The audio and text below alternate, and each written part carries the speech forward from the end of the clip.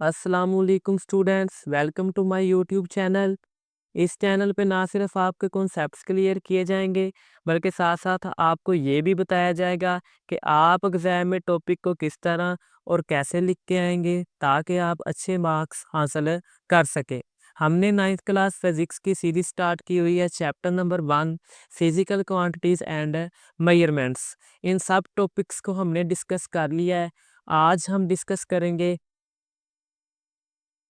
Math measuring instrument. उसमें हम discuss करेंगे फिजिकल बैलेंस को। तो चलते हैं हम अपने लेक्चर की तरफ। बुक पे इसकी हेडिंग दी हुई है math measuring instrument physical balance. Physical balance जो होता है ये आपके मैथ्स को मेजर करने के लिए इस्तेमाल किया जाता है। यानी किसी भी ऑब्जेक्ट का अगर आपने मैथ्स मेजर करना है तो आप फिजिकल बैलेंस से फाइंड कर सकते हैं। There are many kinds of balances use for measuring mass of an object.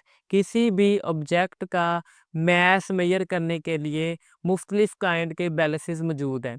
In our daily life we use the term weight instead of mass। हम अपनी रोज़मर्रा ज़िंदगी में मैथ्स को मेजर करते हैं लेकिन हम उसकी जगह पे जो टर्म इस्तेमाल करते हैं वो वेट की करते हैं।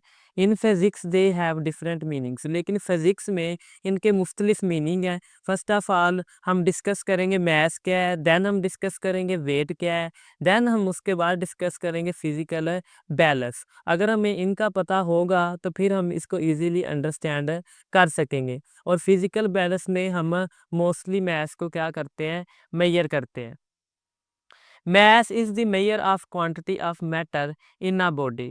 किसी भी बॉडी में मौजूद मैटर की क्वांटिटी को आप क्या बोलते हैं, math. mass of an object is found by comparing it with known standard masses।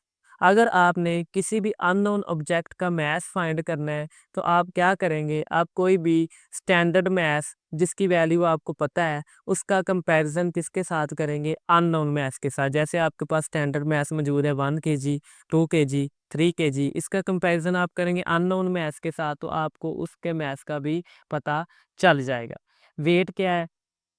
Wait is a force with which the earth pulls a body toward itself. Weight एक force है जिसकी वजह से अर्थ किसी भी ऑब्जेक्ट को अपनी तरफ क्या करती है, खींचती है। Weight can be measured with the spring balance. Weight को आप स्प्रिंग बैलेंस से मेजर कर सकते हैं। मैथ्स कहीं भी आपका डियर स्टूडेंट्स चेंज नहीं होता लेकिन वेट जो है वो चेंज हो सकता है। जैसे आप अर्थ पे रहे तो वेट आपका और होगा, मून पे चले जाएं तो वेट आपका और हो जाएगा। यानी कि वेट चेंज हो सकता है ग्रेविटी की वजह से लेकिन मास चेंज नहीं होगा। तो डिस्कस करते हैं फिजिकल बैलेंस का principle. Physical balance works on the principle of lever. It is used in laboratories to measure mass accurately.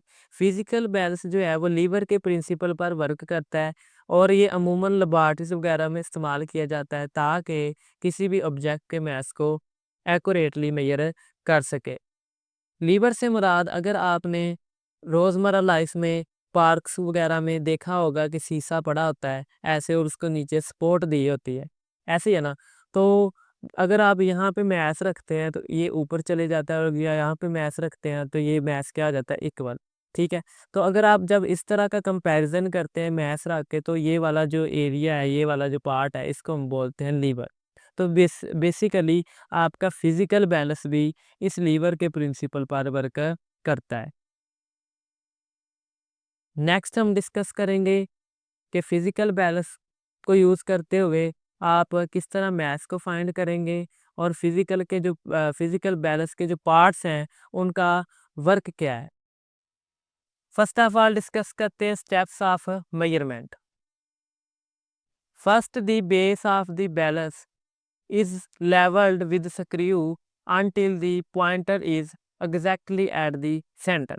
First of all आपने क्या करना है कि आपने जो बेस है इसको आपने क्या करना है, आपने इसको लेवल करना है। ठीक है। यहाँ से आप स्क्रू से इसको क्या करेंगे, लेवल। जो आपकी थंब लाइन है ये एक धागे के साथ बंधी होती है और इसके साथ एक मैस जो है वो अटैच किया जाता है, ठीक है? ये हेल्प करती है इसको लेवल करने में, ठीक है? Then the pan are raised and the beam made horizontal.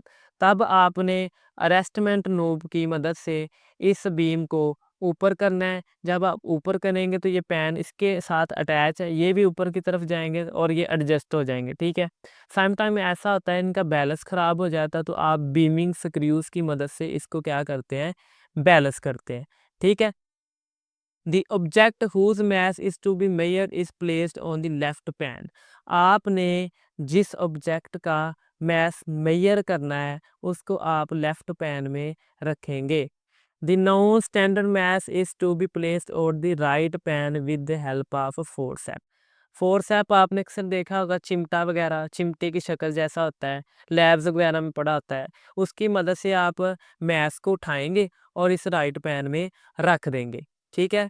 Next, the weight are adjusted until the pointer remain at 0 और oscillate equally on both side of the 0 mark.